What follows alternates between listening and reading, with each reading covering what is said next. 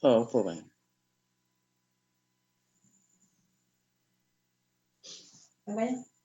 Iya.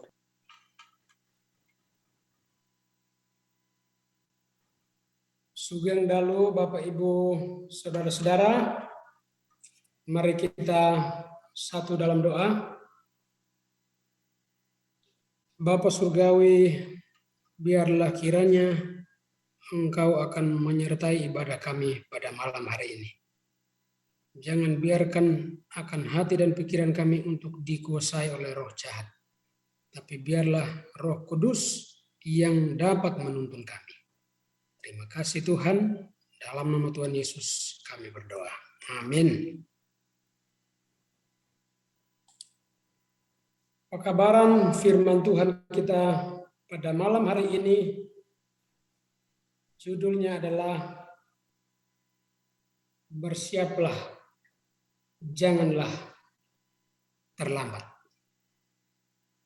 Saya tidak akan share screen, tapi saya pastikan bahwa suara saya bisa terdengar oleh Bapak Ibu sekalian, karena kita akan melihat bagian-bagian firman Tuhan untuk boleh dapat menguatkan kita pada malam hari ini.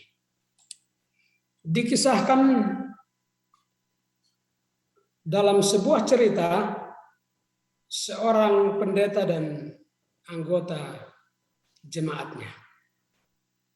Suatu kali pendeta ini berkhotbah dan anggotanya juga hadir dalam ibadah tersebut. Setiap kali pendeta ini berkhotbah, maka si anggota tersebut selalu kebiasaannya adalah tidur di dalam gereja. Dan ini bukan hanya satu kali, tapi berulang-ulang kali dilakukan oleh anggota jemaat tersebut. Pada suatu ketika saat pendeta itu sedang berkhotbah dan dia melihat semua tatapan mata para anggota menuju kepada sang pendeta tersebut. Tapi anggota yang satu ini terlihat sedang tertidur oleh sang pendeta. Lalu tiba-tiba pendeta itu berteriak dan mengucapkan kalimat dengan keras. Dia berkata dari mimbar, barang siapa yang ingin masuk neraka, berdiri sekarang. Sontak anggota yang tertidur itu terbangun, saudara-saudara. Dan dia berdiri di tempat duduknya. Lalu pendeta berkata, kenapa saudara berdiri? Sang anggota menjawab, saya tidak tahu apa yang terjadi, tapi kelihatannya hanya saya dan Pak Pendeta yang berdiri. Apapun yang terjadi, biarlah saya ikut dengan Pak Pendeta. Dan kisah seterus itu saya tidak tahu, tapi yang pasti bahwa anggota ini sempat membuat gereja itu kaget semua, ya, karena dia berdiri dan setuju dengan apa yang Pak Pendeta katakan. Bapak, Ibu, saudara-saudara yang dikasihi oleh Tuhan, adalah suatu kesempatan yang indah apabila kita mendapatkan sebuah undangan khusus untuk bertemu dengan Bapak Presiden Joko Widodo. Saya yakin bahwa kita semua pasti senang rasanya. Kita mungkin membeli sepatu baru, mungkin kita akan pergi ke salon, mungkin kita akan mempersiapkan diri kita semaksimal mungkin. Mungkin kita akan membeli jas, sepatu yang baru, baju yang baru, dan kita akan membuat segala sesuatu menarik dalam diri kita untuk kita dapat datang bertemu dengan Bapak Presiden. Bahkan mungkin ada yang tidak tenang lagi, menanti waktu dan saatnya untuk datang ke tempat untuk bertemu dengan Bapak Presiden Joko Widodo. pasti ada perasaan gelisah, pasti ada perasaan senang, dan banyak hal yang akan bercampur baur dalam kehidupan kita. Kita sibuk untuk mempersiapkan segala sesuatu, aksesoris dalam diri kita, untuk membeli baju baru, membuat rambut kita harus rapi, untuk bisa tampil maksimal, agar kita bisa bertemu dengan Bapak Presiden Joko Widodo. Tapi Bapak Ibu Saudara-saudara, kita lupa untuk mempersiapkan tentang bagaimana kita harus tiba di istana negara. Jam dan waktu sudah tiba. Ketika kita mau berangkat ke istana, mau berangkat pakai apa? Mau naik bis? Tidak mungkin saudara-saudara naik bis. Memalukan ke istana naik bis. Mau terima undangan terhormat, telepon taksi, taksinya nggak datang. Akhirnya jam dan waktu yang sudah ditentukan lewat begitu saja, dan kita tidak dapat bertemu dengan Bapak Presiden. Kita sibuk untuk mempersiapkan aksesoris yang ada dalam tubuh kita, tapi kita lupa bagaimana caranya agar kita bisa tiba ke istana negara. Bapak Ibu Saudara-saudara yang dikasihi oleh Tuhan, perlu kita ketahui apa yang perlu kita persiapkan dalam kehidupan kita untuk bertemu dengan Raja alam semesta, Juru Selamat kita, Penebus Yesus Kristus. Kita buka dalam Matius 25 ayat 1 sampai ayat yang ke-12. Cerita ini sudah familiar dalam kehidupan kita sebagai umat-umat Tuhan. Matius 25 ayat 1 sampai 12, gadis-gadis yang bijaksana dan gadis-gadis yang bodoh. Pada waktu itu hal kerajaan sorga seumpama 10 gadis yang mengambil pelitanya dan pergi menyongsong mempelai laki-laki. 5 diantaranya bodoh dan 5 bijaksana. Gadis-gadis yang bodoh itu membawa pelitanya tetapi tidak membawa minyak. Sedangkan gadis-gadis yang bijaksana itu membawa pelitanya dan juga minyak dalam buli mereka. Ayat 5. Tetapi karena mempelai itu lama tidak datang juga, mengantuklah mereka semua lalu tertidur. Waktu tengah malam terdengarlah suara yang berseru, mempelai datang, songsonglah dia. Gadis-gadis itu pun bangun semuanya, lalu membereskan pelita mereka. Gadis-gadis yang bodoh berkata kepada gadis-gadis yang bijaksana, berikanlah kami sedikit dari minyakmu itu, sebab pelita kami hampir padam. Tetapi jawab gadis-gadis yang bijaksana itu, tidak, nanti tidak cukup untuk kami dan untuk kamu. Lebih baik kamu pergi kepada penjual minyak dan beli di situ. Ayat 10. Akan tetapi waktu mereka sedang pergi untuk membelinya, datanglah mempelai itu dan mereka yang telah siap sedia masuk bersama-sama dengan dia ke ruang perjamuan kawin, lalu pintu ditutup. Ayat 11. Kemudian datang juga gadis-gadis yang lain itu dan berkata, Tuan, Tuan, bukakanlah kami pintu. Tetapi ia menjawab, aku berkata kepadamu, sesungguhnya aku tidak mengenal kamu. Bapak, Ibu, Saudara-saudara, kita perlu ketahui bahwa 10 gadis di dalam cerita ini memiliki beberapa persamaan dan perbedaan. Persamaan yang pertama adalah mereka sama-sama anak perawan, ya, gadis. Masih gadis. Yang kedua, mereka sama-sama membawa pelita mereka untuk mengikuti pesta pada saat itu. Yang ketiga, mereka sama-sama menunggu mempelai itu. Yang keempat, mereka sama-sama mengantuk. Yang berikut, mereka sama-sama tertidur. Yang berikut, mereka sama-sama terbangun waktu mempelai sudah datang. Dan yang berikut adalah mereka semua membereskan pelitanya. Waktu kedengaranlah suara mempelai datang, songsonglah dia.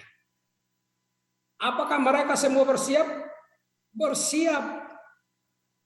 Tapi perbedaannya adalah gadis-gadis yang bijaksana itu membawa buli-buli berisi minyak, tetapi gadis-gadis yang bodoh itu tidak membawa minyak tambahan. Yang kedua, gadis-gadis yang bijaksana itu masuk ke dalam pesta perjamuan kawin itu, sedangkan gadis-gadis yang bodoh itu tinggal di luar. Pintu sudah ditutup bagi mereka, tidak ada kesempatan lagi untuk masuk ikut pesta perjamuan kawin pada saat itu. Kita ingat kisah Nuh. Nuh berkhotbah selama 120 tahun dan 8 orang yang diselamatkan. Waktu yang panjang, Tuhan sendiri menutup pintu bahtera dan tidak ada yang dapat bisa untuk membukakan pintu. Banyak orang, mungkin saya percaya Bapak Ibu, bahwa mereka berteriak ketika mereka melihat bahwa air bah begitu hebat datangnya. Saya yakin bahwa mereka akan berkerumun untuk meminta tolong, Nuh, tolong bukakan pintu. Karena mereka akan larinya ke arah bahtera. Karena bahtera dibangun di atas gunung. Bayangkan mereka berteriak, tapi Nuh katakan, sorry, saya tidak bisa berbuat apa-apa. Karena apa? Karena Tuhan yang menutup bahtera itu. Mati binasa banyak orang. Kenapa? Karena mereka tidak memperhatikan arah firman Tuhan yang sudah disampaikan oleh Nabi Nuh. Mengapa gadis-gadis yang bodoh itu tidak dapat masuk ke pesta perjamuan kawin walaupun pelita mereka sudah menyala?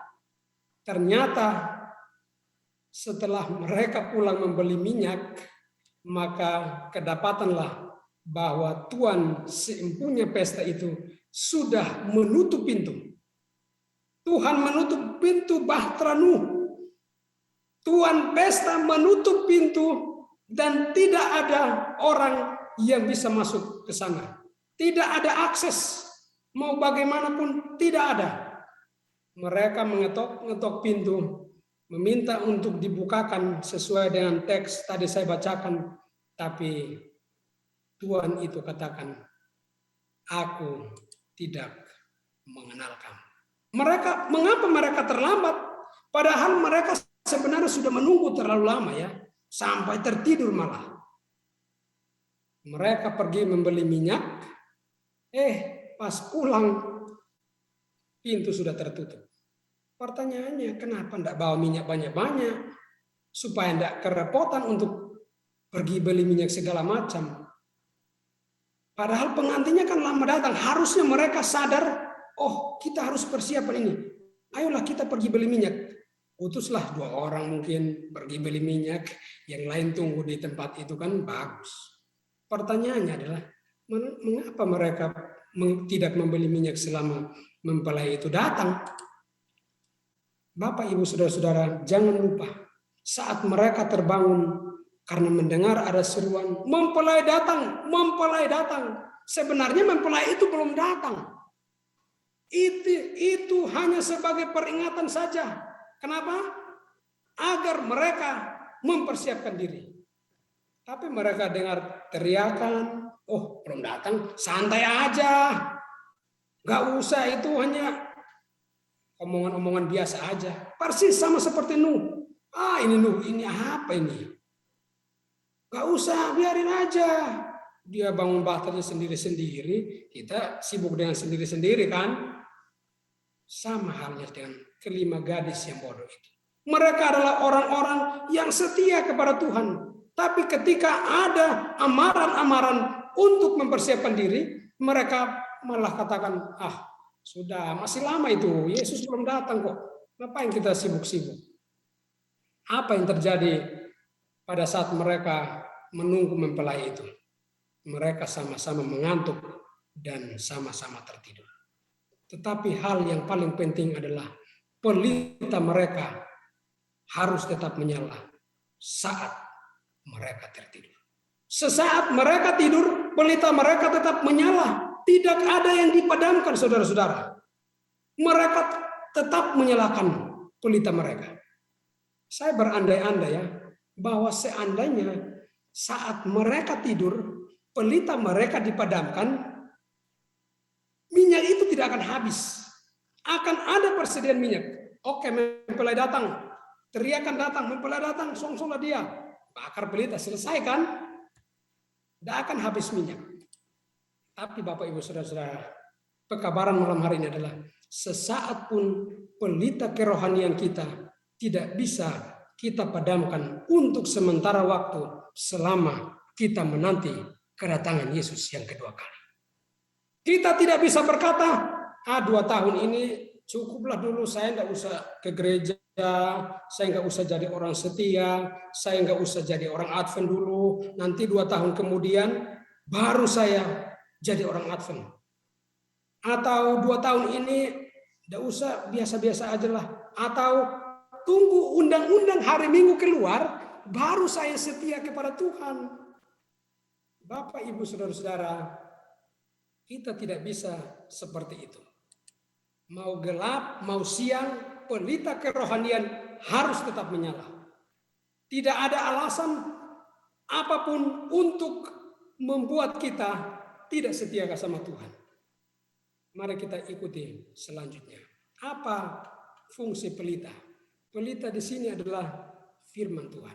Mazmur 119 ayat 105. Firman-Mu itu pelita bagi kakiku dan terang bagi jalan. Mazmur 18 ayat 29, Engkau yang membuat pelitaku bercahaya. Amsal 13 ayat 9, terang orang benar bercahaya gemilang, sedangkan pelita orang fasik padam. Bapak, Ibu, Saudara-saudara yang dikasihi oleh Tuhan, menjelang hari Tuhan yang penuh dengan dahsyat ini, pencobaan yang datang begitu gencar, maka kegelapan itu dilambangkan dengan tengah malam. Gelap buta, mau jalan tidak bisa. Oleh sebab itu pelita harus menyala. Pelita harus tetap menyala. Firman Tuhan yang ada dalam hati kita harus tetap menyala. Janganlah lupa, ingatlah selalu untuk membaca firman Tuhan. Perdalam pengertian akan firman Tuhan. Bukan berdebat tentang firman Tuhan. Belajar, bukan berdebat. Bukan berdebat. Saya sayangkan sekali kalau orang di gereja lalu berdebat tentang firman Tuhan. Oh, ini yang benar, saya yang benar. Kasihan. Itu kita nggak ada bedanya dengan 5 gadis yang bodoh. Mereka adalah orang-orang yang familiar. Mereka adalah orang-orang yang pintar doktrin, belajar firman Tuhan, rajin ibadah. Tapi firman Tuhan hanya mereka perdebatkan. Lalu setelah itu lewat, tidak hidup dalam kehidupan mereka. Minyak adalah Roh Kudus. Perbedaan kedua dari kedua kelompok gadis itu adalah yang bijaksana membawa persediaan minyak dan yang gadis-gadis yang bodoh tidak membawa persediaan minyak. Minyak adalah Roh Kudus, Bapak, Ibu, Saudara-saudara. 5 gadis yang bodoh itu telah memulai perjalanan iman mereka dengan baik.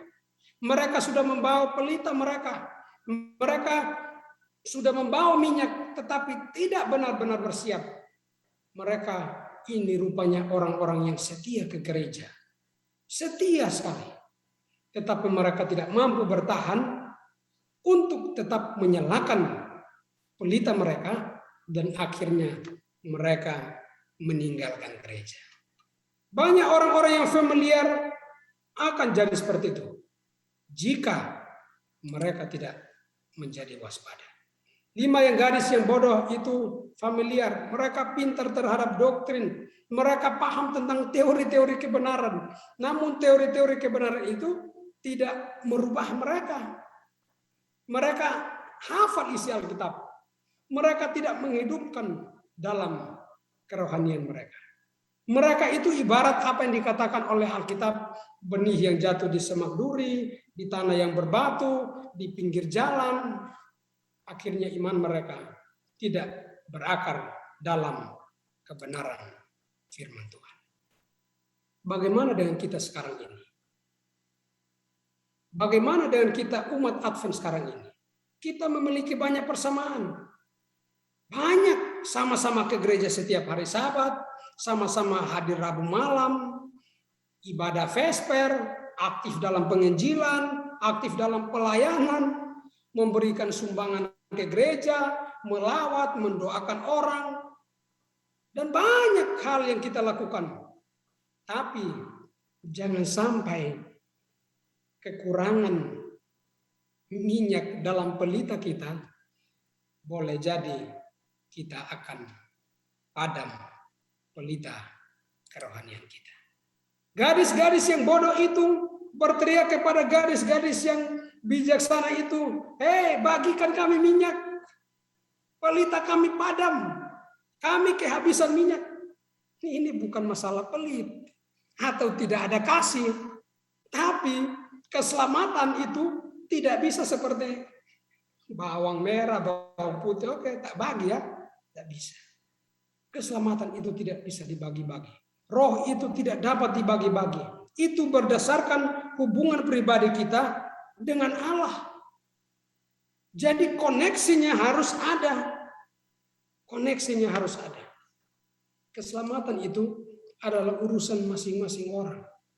Orang lain mungkin boleh menolong kita untuk mengerti firman Tuhan, tetapi urusan kita untuk menurut terhadap firman Tuhan, itu urusan masing-masing. Saya tidak bisa katakan, oke, kamu yang setia ya, nanti kita selamat bareng-bareng. Tidak bisa, saudara-saudara. Kita harus mempertanggungjawabkan iman kita sendiri-sendiri kepada Tuhan. Itu sebabnya urusan kita sama Tuhan harus terus terjalin. Agar firman Tuhan tetap menyala dalam kehidupan kita, maka kita harus memiliki Roh Kudus. Roh Kudus adalah penolong kita di dalam dunia yang gelap dan kelam ini. Hanya dengan berdoa sungguh-sungguh kepada Tuhan, membaca firman Tuhan dengan sungguh-sungguh, maka firman itu akan hidup dalam kehidupan kita. Tuhan Sempunya Pesta itu berkata, "Aku tidak mengenal kamu." Wah, sayang sekali ya, sudah setia jadi orang Advent 50 tahun, tapi tiba-tiba, mohon maaf, saya tidak mengenal engkau. Aduh, sayang sekali. Sungguh malang nasib kita bila satu kekurangan kita, lalu kita tidak memperoleh kehidupan kekal. Jangan sampai ucapan itu menjadi bagian kita. Mohon maaf, saya tidak mengenal kamu. Bapak, Ibu, saudara-saudara, kapan dan saatnya Yesus datang, itu bukanlah urusan kita. Kapan Yesus datang ya? Bukan urusan kita. Urusan kita adalah apakah kita akan selamat kalau malam ini pun Yesus datang pada malam hari ini. Itu urusan kita. Itu sebabnya perlu persiapan. Alkitab adalah penuntun kita dalam dunia ini. Tidak ada penuntun, maka kita akan tersesat dan akhirnya kita akan hilang.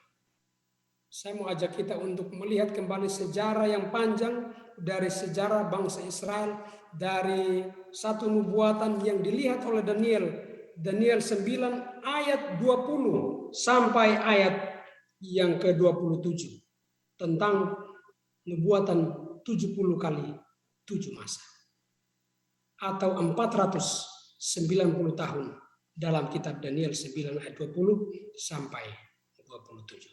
Jelas nubuatan tentang kedatangan Yesus itu jelas ditulis dalam Alkitab. Kelahirannya, tempatnya, waktunya itu bisa dilihat dengan jelas di dalam Alkitab. Nah, seandainya umat Tuhan waktu itu, bangsa Israel, benar-benar mendalami akan firman Tuhan itu, maka mereka adalah tuan rumah yang siap untuk menyambut kedatangan Yesus yang kedua kali. Mereka siap untuk menyambut kedatangan Raja alam semesta, Allah perkasa yang menjadi manusia turun ke negeri mereka. Dan peristiwa ajaib ini dicatat dengan jelas secara rinci dalam Alkitab. Jadi akan datangnya juru selamat satu-satunya untuk penebus yang dapat membebaskan manusia dari dosa. Dan itu diberikan, bayangkan ya, dia belum lahir saja, beritanya sudah kemana-mana.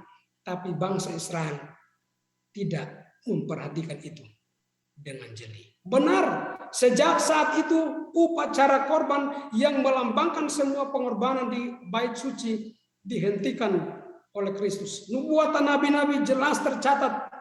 Umat Tuhan selalu diingatkan bahwa peristiwa besar ini akan terjadi. Kelahiran Kristus harusnya menjadi perhatian utama umat-umat Tuhan, bangsa Israel pada saat itu. Nah, di mana tempat Yesus lahir? Jelas di Bethlehem.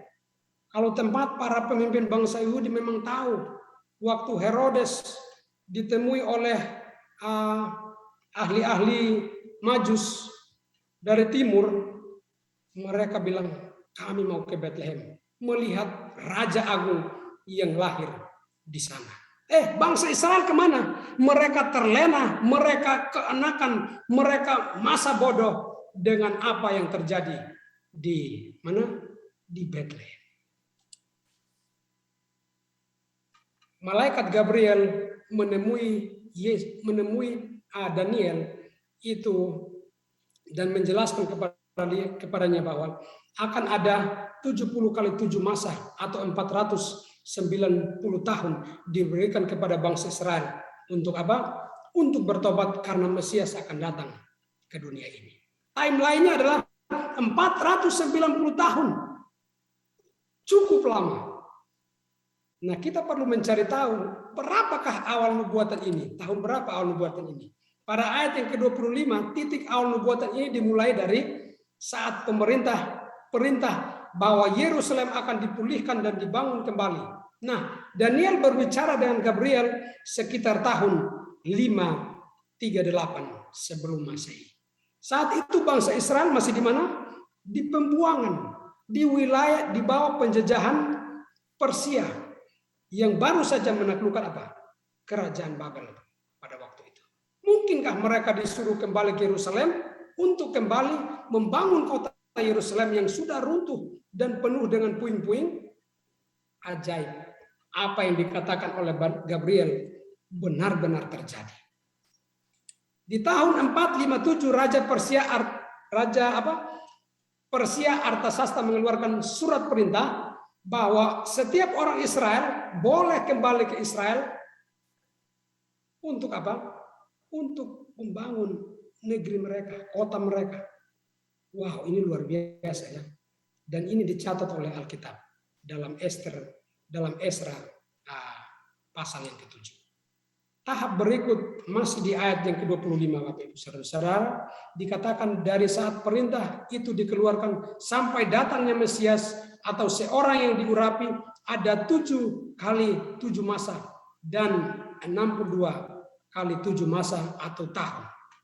Berarti dari tita Raja Artasasta sampai tahun Yesus dibaptis ada 483 tahun, itu jatuh pada tahun 27 Masehi. Dan lagi-lagi ajaib. Benar, Yesus dibaptis pada tahun berapa? Tahun 27 Masehi. Siapa yang membaptis? Seorang yang dinubuatkan dalam Alkitab, ia mempersiapkan jalan bagi siapa? Bagi Yesus. Dia adalah orang yang dinubuatkan dalam kitab Yesaya yang berseru-seru di padang gurun, persiapkanlah jalan bagi dia. Bangsa Israel mendengar jelas pekabaran ini. Tapi apakah jalan dipersiapkan? Jelas Yohanes sudah mempersiapkan. Tapi apakah manusia menerima? Buktinya nol besar. 490 tahun diberikan kepada bangsa Israel, tapi mereka gagal dalam hal ini. Saudaraku, disinilah kasih Allah yang ajaib dinyatakan. Ayat yang ke-27 dalam Daniel 9 masih dinyatakan satu mujizat yang ajaib di pertengahan di pertengahan 7 tahun ini, di tahun 31 Masehi akan disingkirkan Mesias akan disingkirkan, menyebabkan semua hukum upacara terhenti, digenapi, dan semua itu digenapi di atas kayu salib. Tahun berapa? Tahun 31 Masehi. Darah Yesus yang sempurna, yang tidak bercacat, menebus kita semua. Wow, luar biasa. Umat Tuhan distrik Jember, Yesus sudah apa? Sudah menebus kita. Darahnya sudah tercurah di kayu salib. Kini kita beroleh kasih karunia untuk apa? Untuk selamat.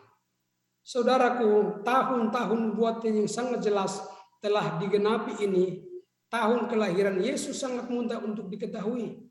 Tuhan Yesus adalah imam besar kita. Dan dia menjadi imam untuk melayani di bait suci pada usia 30 tahun. Sesuai dengan aturan yang dibuat oleh aturan yang ada pada saat itu ya. Dan Yesus berusia 30 tahun. Artinya Tuhan Yesus dibaptis tepat ketika umurnya 30 tahun.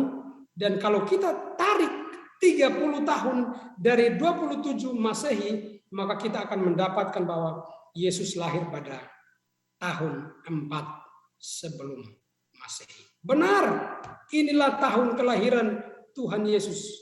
Ya, kita tidak bahas tanggal dan bulan ya, tapi kita bahas tahun. Sekarang mari kita pikir, kalau kunjungan presiden ke daerah, wow, persiapannya tidak main-main. Persiapannya benar-benar hebat. Kepala daerah tidak mungkin tidur. Kenapa? Karena mereka akan disibukkan dengan persiapan. Harus bangun inilah, harus persiapan inilah. Semua dipersiapkan. Padahal apa? Padahal presiden itu kunjungannya dalam 5 tahun bisa lebih dari apa? Bisa lebih dari 2 kali. Bisa 3 kali, bisa 5 kali. Bayangkan, ajang Piala Dunia yang 4 tahun sekali, persiapannya bagaimana? Wow juga.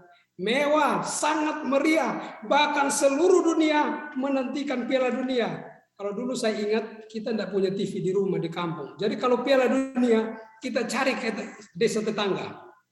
Kumpul, nonton bareng. Persiapan bukan persiapan.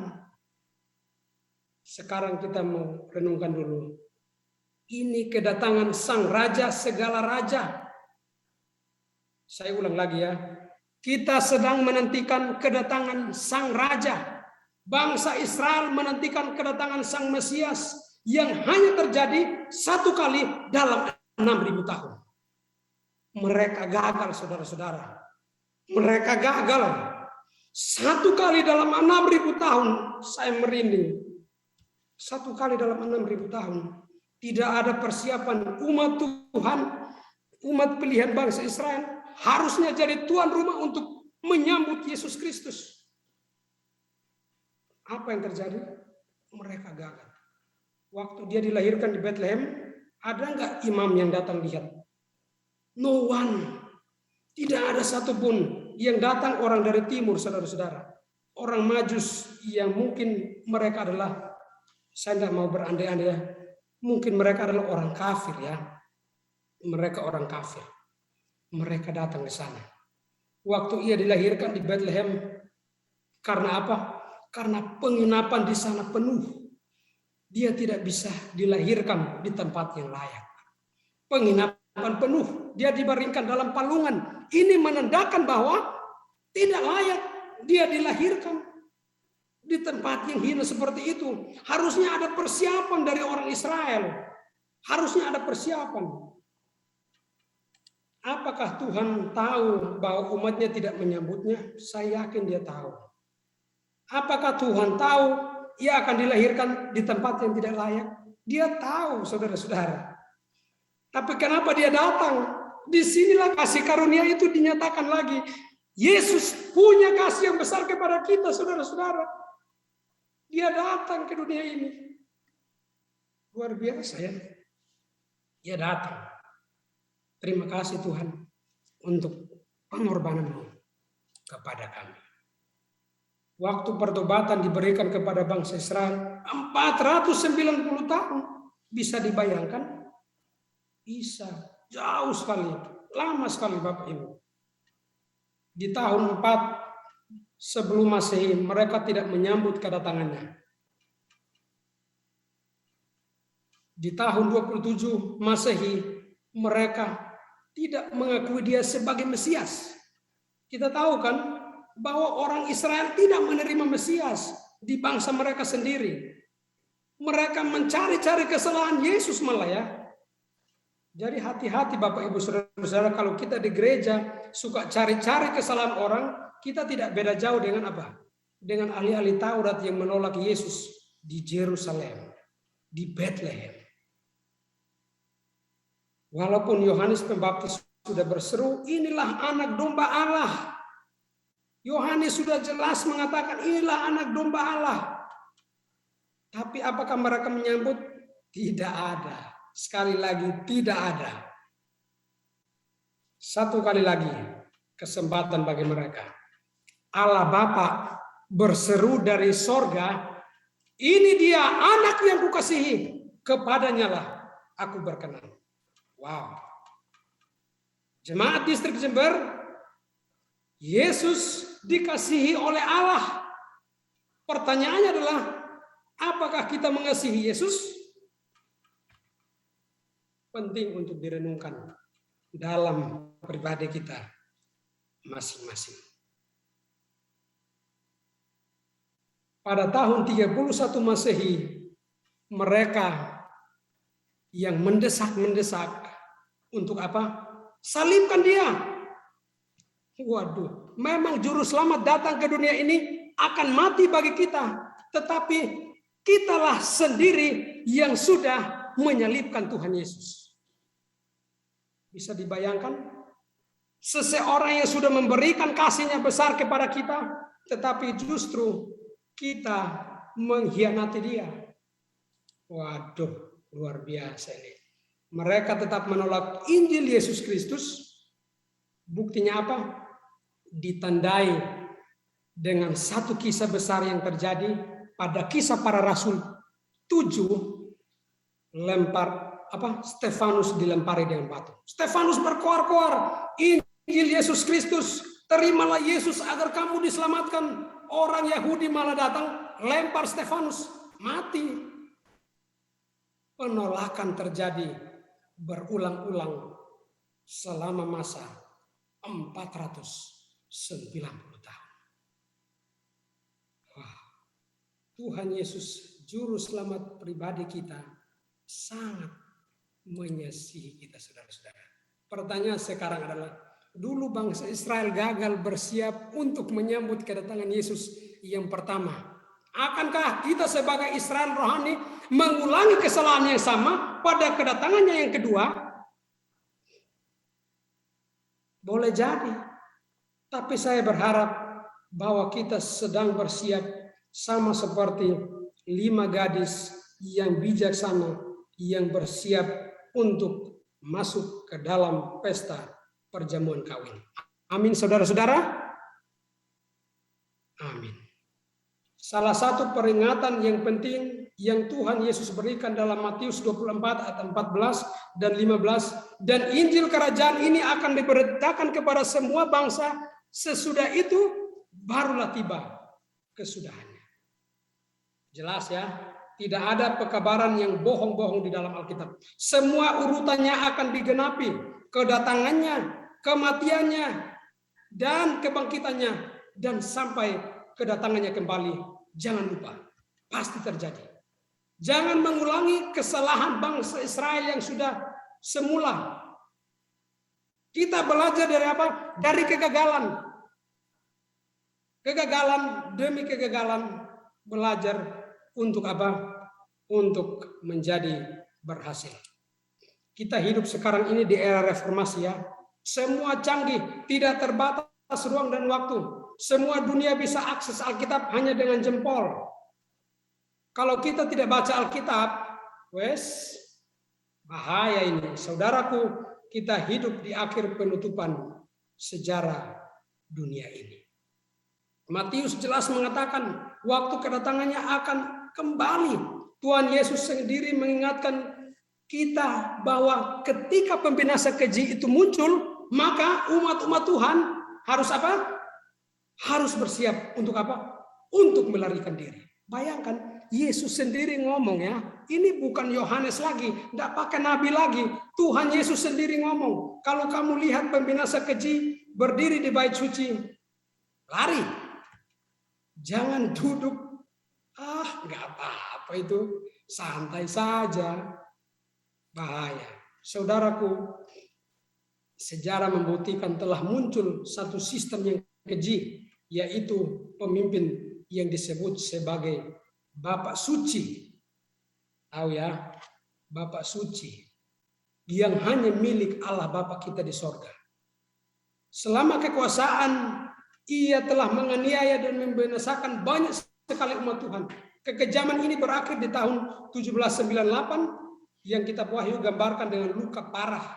Namun buku Wahyu juga jelas mengatakan bahwa di akhir zaman kekuasaan ini dan kekejaman ini akan kembali. Posisi kita sebagai 5 gadis yang bodoh atau 5 gadis yang bijaksana.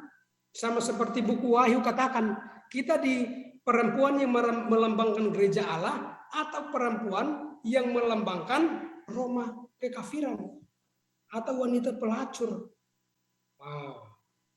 Umat Tuhan harus menentukan pilihan mereka agar tetap setia kepada Kristus, menuruti hukumnya atau berpihak kepada hukum dari si jahat. Alkitab berkata, dan inilah tandanya bahwa kita mengenal Allah, yaitu jikalau kita menuruti perintah-perintahnya. Apakah kita sudah menurut perintah Tuhan? Benar saudaraku, bahwa menuruti firman Allah, mereka yang menuruti firman Allah akan dimeteraikan dengan tanda Allah, yaitu hukum-hukum Allah. Hukum hari Sabat akan menjadi tanda umat-umat Tuhan. Hari Sabat dan hukum-hukum Allah, tetapi mereka menuruti hukum antikristus dan akan kena tanda antikristus atau Sabat palsu. Hanya ada 2 tanda, tanda hukum umat Allah atau tanda umat setan. Itu jelas. Mereka yang memiliki tanda antikristus memang akan lolos dari kekejaman setan. Memang akan lolos, tapi akhirnya mereka juga akan dibinasakan. Sedangkan mereka yang memiliki meterai Allah, mereka akan melarikan diri, mereka akan dikejar-kejar, mereka akan dibatasi kehidupan mereka. Tetapi yang penting adalah bahwa jika proses pemeteraian itu sudah berlangsung, umat Allah itu sudah dimeteraikan dengan hukum-hukumnya, maka kita siap untuk apa? Untuk menantikan kedatangan Tuhan yang kedua kali. Pilihan keselamatan ada di tangan kita. Waktunya sudah sangat singkat. Ingat Bapak Ibu, waktunya sudah sangat singkat. 490 tahun diberikan kepada bangsa Israel untuk bertobat. Kita diberikan waktu kapan? Berapa tahun? Hitung saja sejak bayi. 70 tahun mati. Gak bersiap, selesai. Jadi bukan masalah Yesus lama terlalu datang. Kita yang cepat mati. Kita yang cepat mati. Hitung saja kalau sudah umur 50, 60, 70, lebih kuat 80, 90, setelah itu selesai. Jadi bukan masalah kok Yesus lama sekali datang. Harusnya mikir ya, aku wis tuwek ya. Piye iki? Ke gereja rajin, ibadah rajin, tingkatkan amal ibadah dan lain-lain harus dilakukan. Baca Alkitab terus, berdoa terus, bukan makin tua, malah makin jadi-jadi. Bahaya kita saudara-saudara. Itu sama seperti kita tidak menyambut Yesus. Harusnya kita semakin umur, maka kita yakin bahwa saya sudah mau tua. Saya sebentar lagi sudah mau mati. Bersiaplah sekarang ini. Saya ingat ya, dulu ada salah satu keluarga kami, ada saya sebut pangkat itu Opa. Waktu dia sakit-sakitan, lalu kita persiapkan peti mati semua. Ini sudah emergensi ini. Hampir mati orang bilang. Setelah siap peti, saudara tahu dia matinya lama sekali. Kita malah pikir ini orang tua kok nggak mati-mati ya. Bapak, Ibu, saudara-saudara, persiapan harus dilakukan. Persiapan harus dilakukan. Tidak ada waktu lagi untuk kita bermain-main di dunia ini. Sekaranglah waktunya untuk kita bersiap. Jangan terlambat. Saudara-saudara, umat-umat Tuhan yang sudah mempersiapkan diri untuk menerima baptisan kudus, maka inilah keputusan yang tepat untuk saudara. Kita yang sudah dibaptis sekian puluh tahun atau baru saja dibaptis, mari kita perbaharui komitmen kita bahwa Yesus akan datang segera. Marilah sambut Raja Kekal, Isa Al-Masih, Juru Selamat kita. Mari pilih kehidupan, mari pilih kebenaran. Yesus adalah jalan kebenaran dan kehidupan. Aku adalah jalan kebenaran kehidupan. Aku adalah air hidup. Aku adalah roti hidup. Pilih kebenaran berarti kita pilih kehidupan.